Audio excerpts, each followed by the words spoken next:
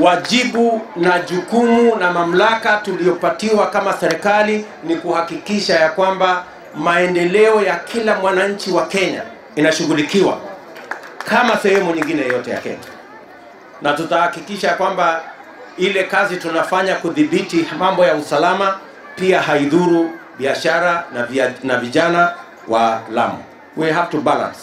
Na tutaongea na wale wote ambao wanahusika so that we create a balance between having adequate security and allowing the people of Lamu to go about their duties and their businesses and their investments in the best way possible.